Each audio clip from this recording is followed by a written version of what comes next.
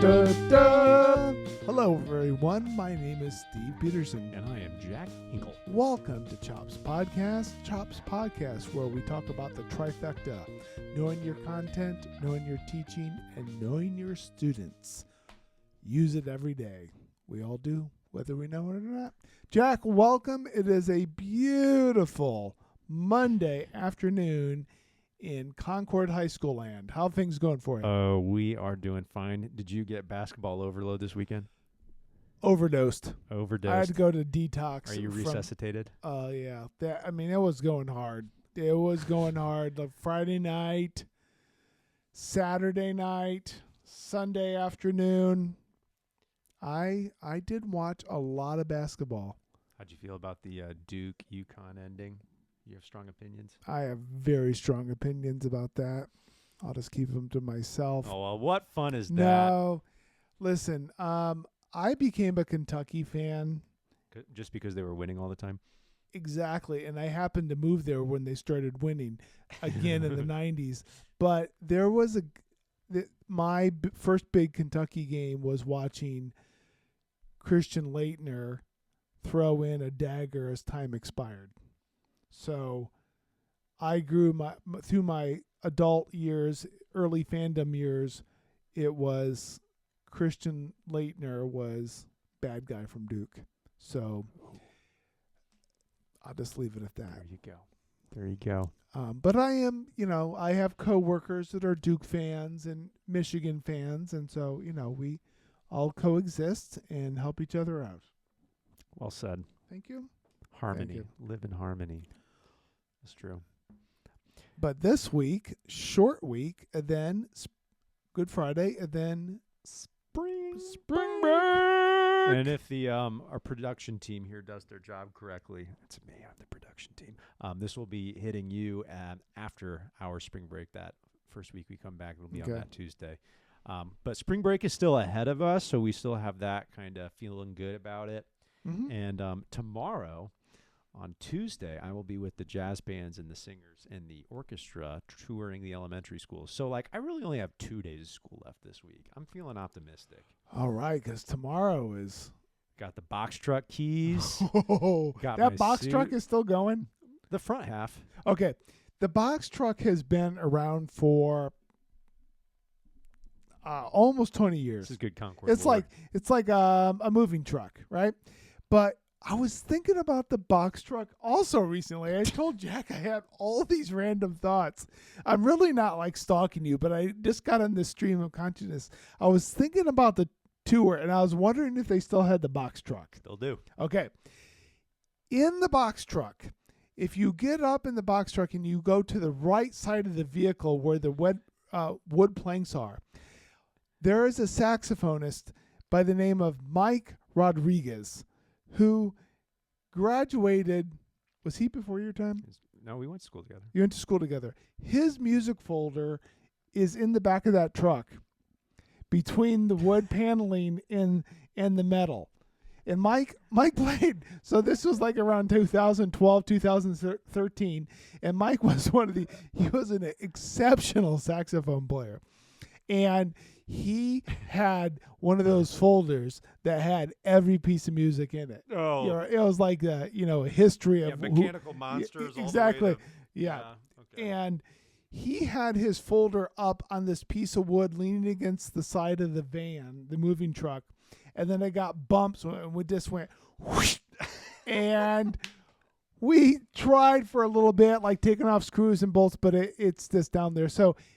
That is if we find is a time capsule. Yeah. So when it comes time to lay that to rest, you may want to have one last moment to see if you can get into it. Yeah, I'll make sure my tetanus shots are up to date too to open the back. So a 14-year-old folder is back there. But the box truck, it's kind of charming. It gets the job done, and honestly, it's kind of perfect for a jazz band. Right, you get a drum set, your bass, your rack of stands, and amps. it's got a ramp on it. It has a ramp. Well, it has to have a ramp. It's not as mobile as it once was. Dude, Right. I have memories when we took that last year to Ignition Garage. That was when the day it was like iced over. Snow, yeah. And I have images of my drummer and my bass bone player in that band last year trying to run the ramp in, and I think I was back there too. And because it was like icy on the street, we were like Bugs Bunny trying to get like a start, and we just couldn't move. That was a lonely feeling.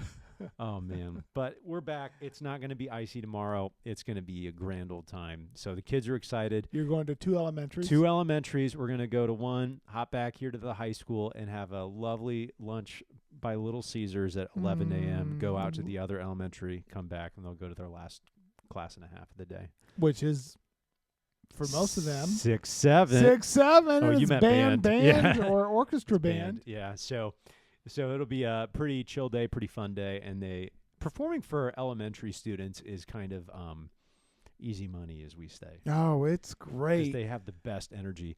We just did. This is good. We just had our carnival performance here at the high school, which is our variety show that features all the bands, a couple of the choirs, and all the orchestras, and the dance team and the jazz bands. And I had the lovely pleasure of conducting our concert band, and we have 2 shows. We do one during the day for the students, and we do one in the evening for paying people. And the student ones we always bring in elementary school as well as like 6th grade from intermediate school. And a piece we're doing right now is called Primal with concert band, and it starts and ends with clapping and like only clapping and drums. And the kids, as soon as they saw our band start clapping, the kids all started trying to clap with the band, and it was like a tempo hijacking. And the kids kept looking at me, and they're doing this. They have their hands up because we teach them to, and they're like looking at me, and they're like, "Save me, help!" Because the kids in the audience are like trying to. And our kids have a specific counts and tempo we're trying to do. And I think as soon as that tune was done, I just looked at them and I was like, It's terrifying. You had like 900 adolescents. but they honestly did so well, like keeping it together. I That's- talked to them about it afterward. I was like, I think this was just resistance training. Like you were so Absolutely. afraid of it falling apart. Yeah, it's that like you having locked a in. heckler, like playing in some club or something. Maybe we'll bring a heckler to ISMA. No, we'll just bring the kids back to ISMA. Bring the grade school to the ISMA Yeah, performance. we'll do ISMA matinee. But that was just fascinating that like that happened, and then that the kids were able to pull through really well after that. But the students are always like really energetic audience members. Wonderful. And that brings us to our topic today, Steve. What we talking about today? We're talking about Stage presence. stage presence. What that means on the stage, but also in the classroom for the students as well as the teacher. 4 levels. Quadrant. But this topic today was birthed by Steve and me talking about the jazz band performing and how it's like different kind of philosophies for jazz band performances. And there are some really good jazz bands out there that are very straight-laced, that perform and just by the book, play the notes, swing, do very well. And there are some jazz bands out there that are maybe a little bit on the rowdier side. And I don't know where the bands we have taught over the years would fall, probably somewhere in between. But it is something we talk about with our jazz bands. And, of course, stage presence is different from jazz bands to concert bands. You do have to teach both. You definitely have to teach both stage presences. Although, come on, when you go to organizational contests for your concert band, don't you wish, like after the flute player got through her solo and didn't blow it sharp, that everybody could be like, yeah, Woo! woo, Yeah, give her some you love. go, girl. Or you stand up and you give somebody a high five, you know, just to kind of break the tension. So for those of you not in the band world, of course that's not appropriate. But in jazz band, because of the history of the music and the history of the performances, there is an interactive quality that I would say is available to you. Available to you. If you wish to And use. that was something that I learned from my high school jazz band director, Gay Burton, and something that I was encouraged to do as a student was to be to to make sure I had good stage presence. And what did that mean? Well, that means smiling. It meant looking at the audience, looking at the person that had the solo, looking at your conductor, and being active with your body. Like if it's a groove and tune, then let your body move to the tune. Like you're allowed to do that.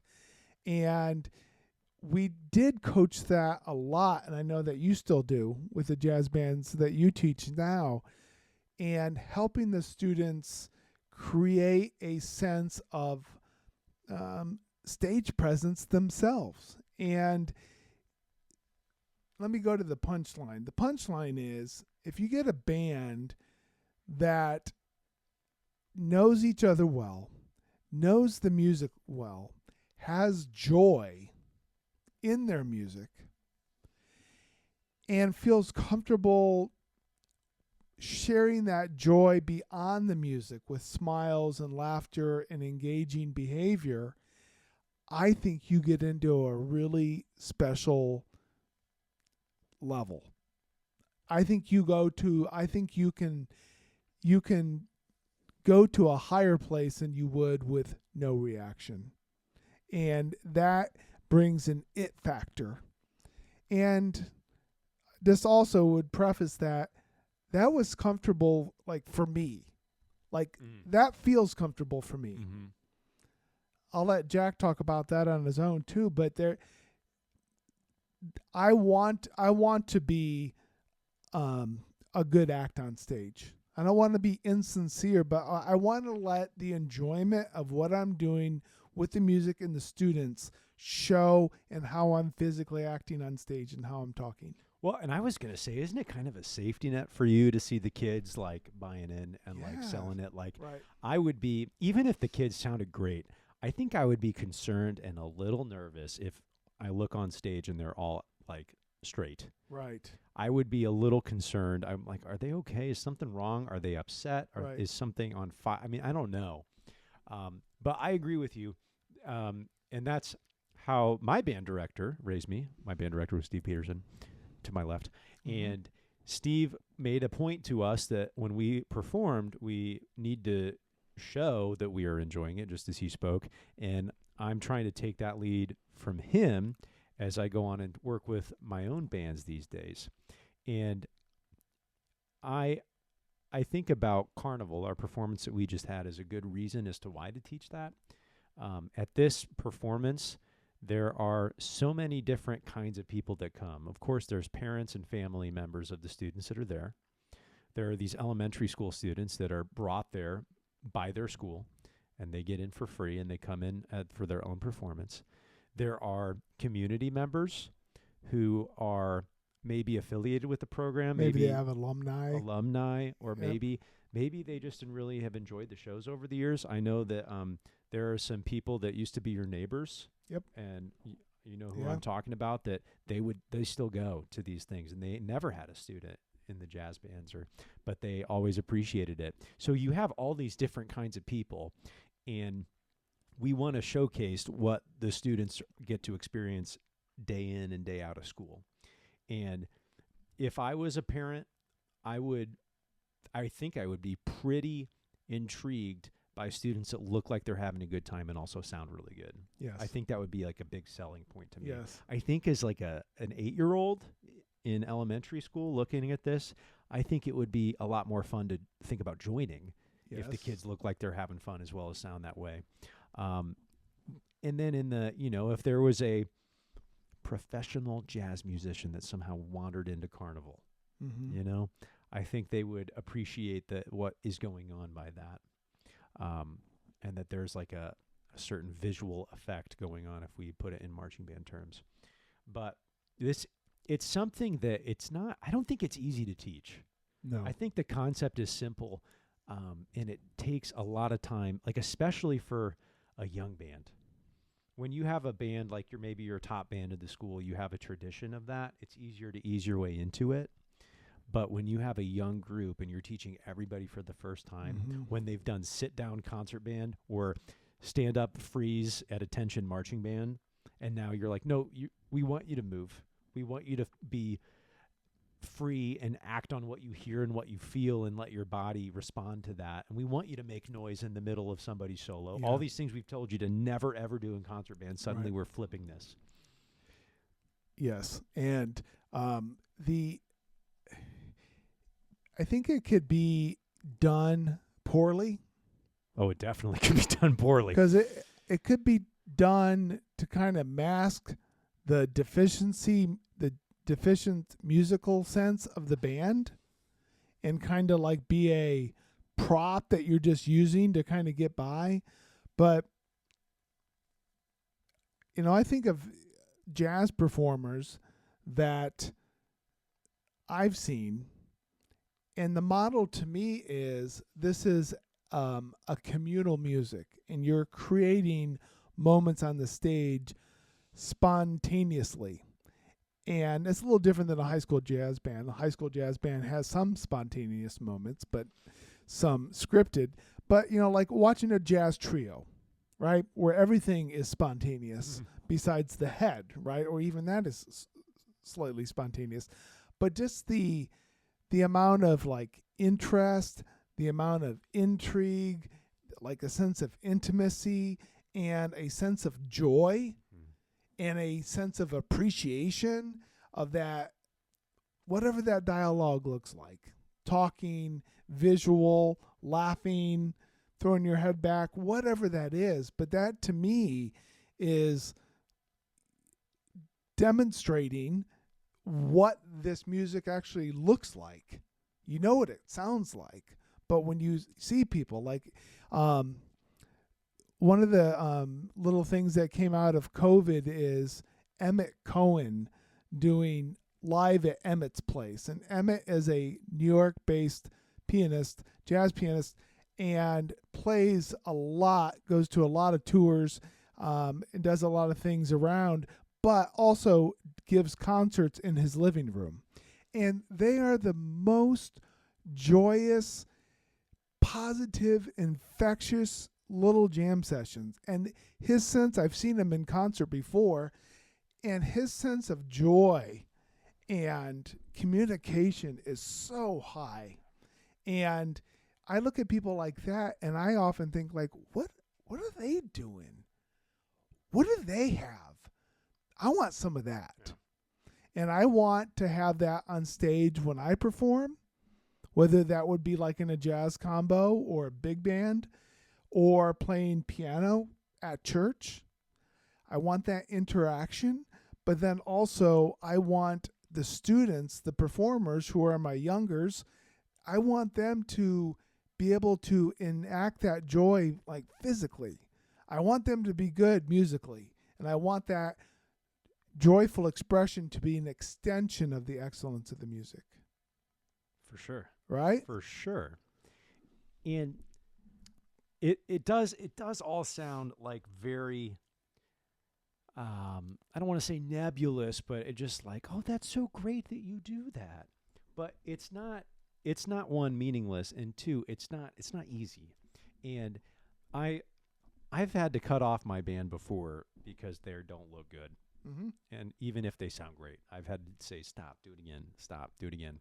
And I kind of get upset when, especially during soloist and jazz band, and there's nothing from everybody else. I'm like, brother or sister is like throwing out some fire, and you guys are just not engaged. Like you have to give them some love. And I have kids in there that will do that every time. And I have kids in there that like it's really pulling teeth to get any sort of response from it. And it's something that I do want to demand of them, especially for the soloist. To give them some support and feedback. Yeah, you're putting confidence. You're putting yourself out there, and like I know that like the kids do best when there is some sort of response from the audience, and so fortunate to be at Concord where our jazz audiences are stellar. Mm-hmm. And very interactive, engaging, and will cheer in the middle of stuff, and will hoot and holler. Yep. And we're so fortunate that that's part of the culture here. But when that's not there on the bandstand, like, come on, we gotta change that. Right. We gotta change that. that can be a lonely feeling for the soloist. So what does that look like? Teaching that, because it's a skill that we want it to become like authentic, and it does become authentic. Mm-hmm. But at first it may be a little it is scripted.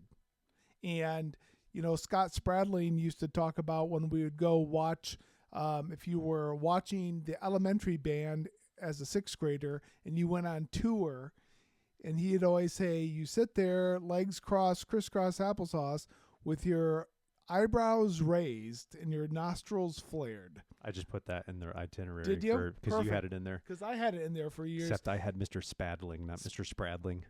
Did I have it wrong? No, I had it wrong. Oh, you had it wrong. Oopsie. Okay. So, but the idea, like if you're sitting there watching a concert and you're trying to model to somebody how to watch a concert, like younger kids, like kindergarten children, like how do you do that? Like crisscross applesauce, sit up straight, raise your eyebrows, eye engagement, and appear interested even if you've watched the concert 4 times already. And I think that, it can be literally spending time in rehearsal, raising your eyebrows as people are going through solos, or like making some kind of silly exercise with that. Also being comfortable clapping, like everybody clapping after a solo. Yeah. Didn't matter what it was, the solo was, but just to kind of get that out there and to get that energy going, or require vocals at a certain point in the program, and things that you work on in your bandstand. Be also very aware of like where student eyes are. And I think this is more specific for jazz band. Concert band, you can do your own lesson plan for that, right? And then certainly the marching arts, that has become a whole thing.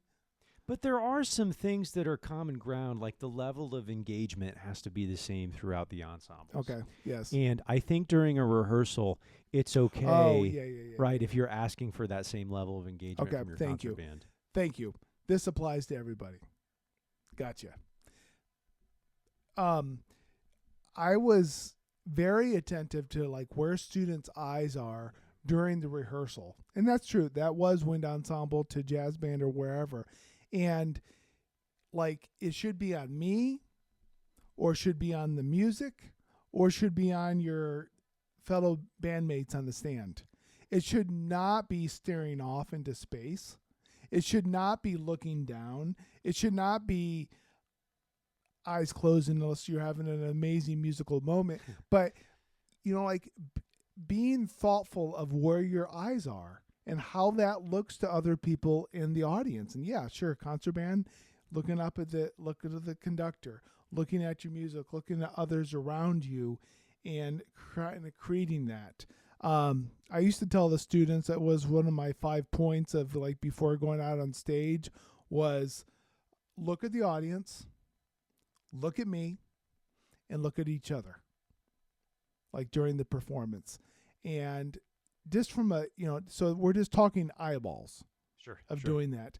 Another thing would also, we've kind of talked about this before, but if a teacher is on the podium, maybe you're in concert band and they're looking at you, then you're canvassing the students, and you lock eyes with a student, like challenge the student not to look away.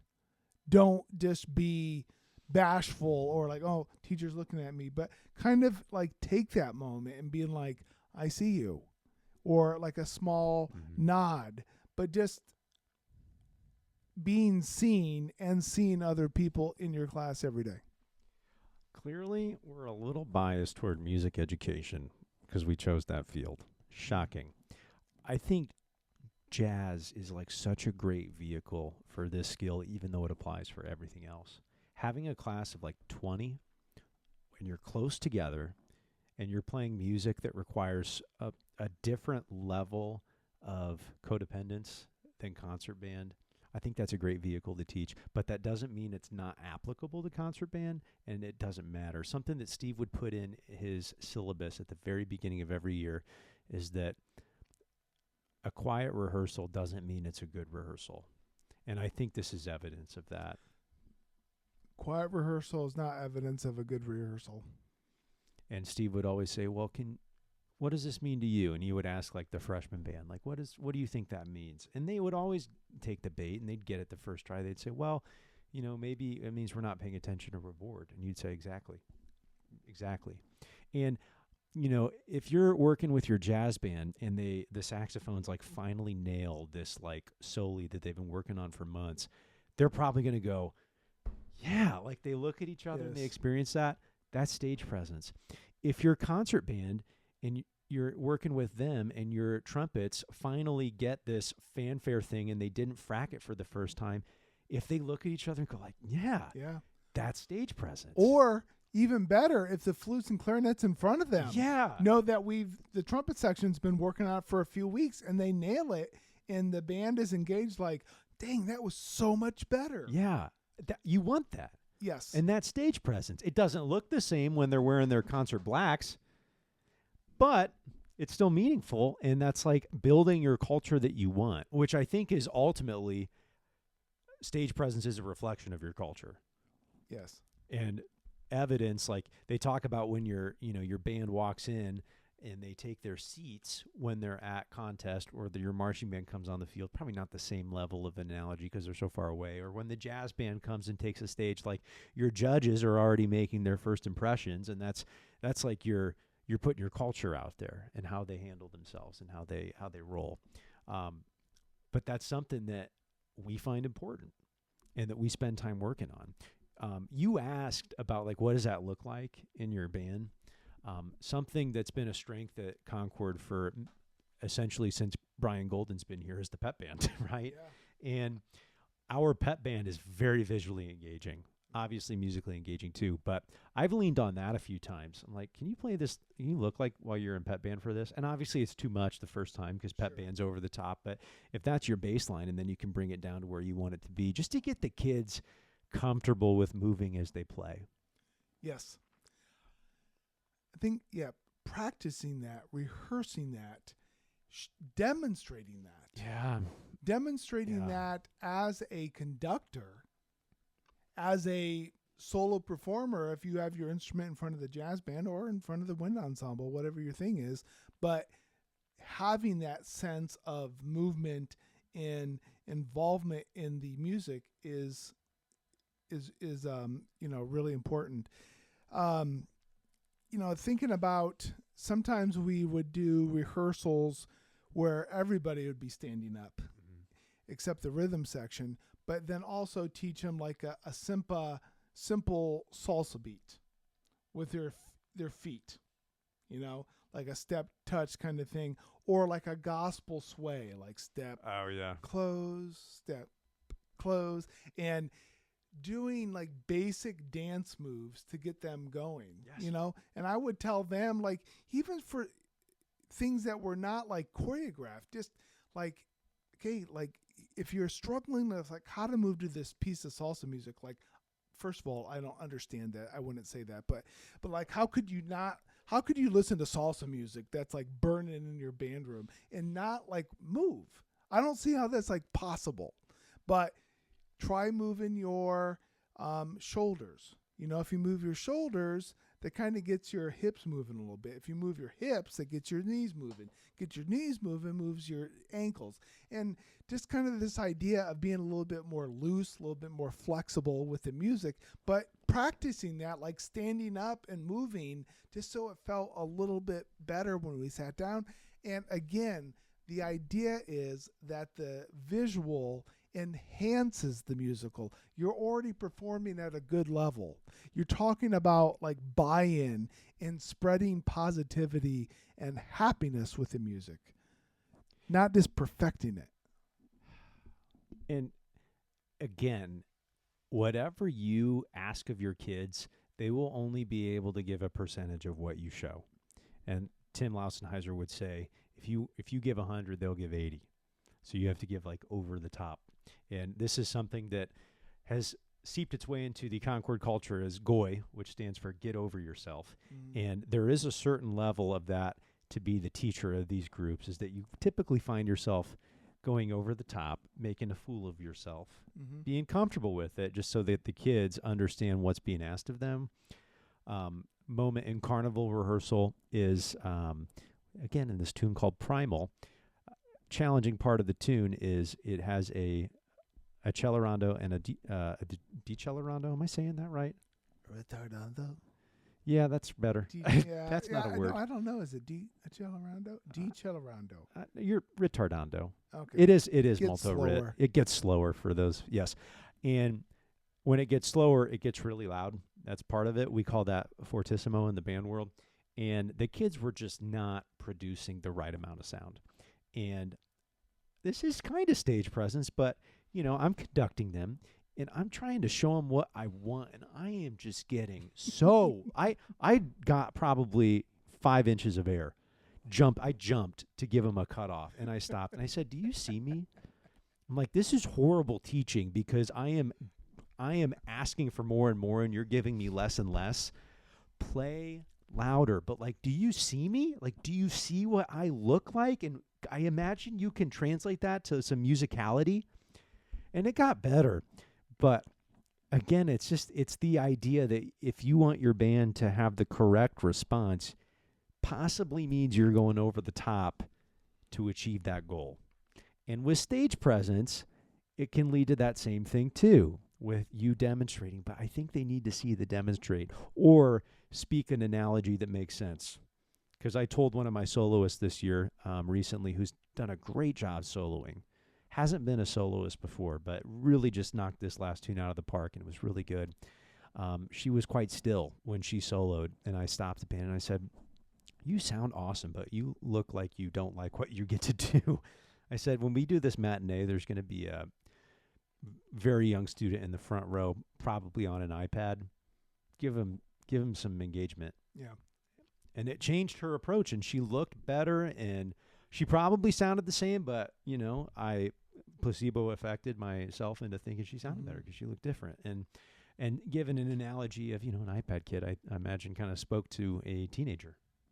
So just finding ways and not to give up because it's maybe difficult to achieve. Right.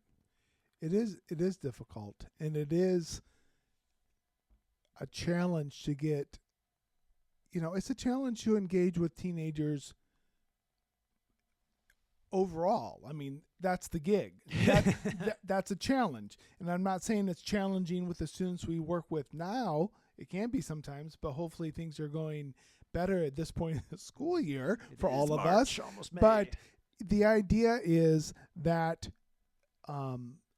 doing something that does feel awkward and does make you feel self-conscious and does make you feel kind of singled out, that's okay, because you're in a place where that's safe. But I think the most gratifying thing is when they're able to take that to a performance and they get the feedback from parents and classmates, possibly judges, but people that just say, "Man, that was so great to listen to. You sounded so good, but I really liked how much fun everybody looked like they were having on stage." I was like, that's it. There we go. That's it. But being good is a part of that. Right. Being good at that is obviously important, because you can't be acting like that if you're not good.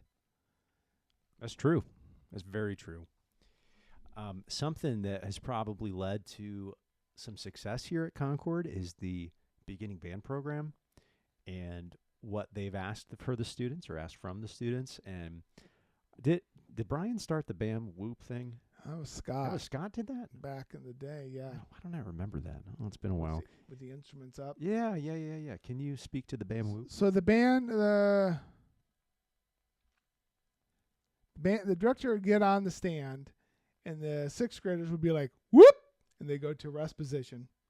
Oh, they bam first, right? Oh, it's bam. And then it's horns up, the conductor's arms come up, then it's whoop. Yeah. Right? And then after the tune's over, boo. Right? And so there was some fun to it, but also I once I became a director, I'm like, oh, we're training these kids for marching band. That's Yeah. what it became, Yeah. right? Because the kids would go bam and bring the instrument to, as Steve said, some sort of position that's defined, which is not that different from calling the kids to attention, right?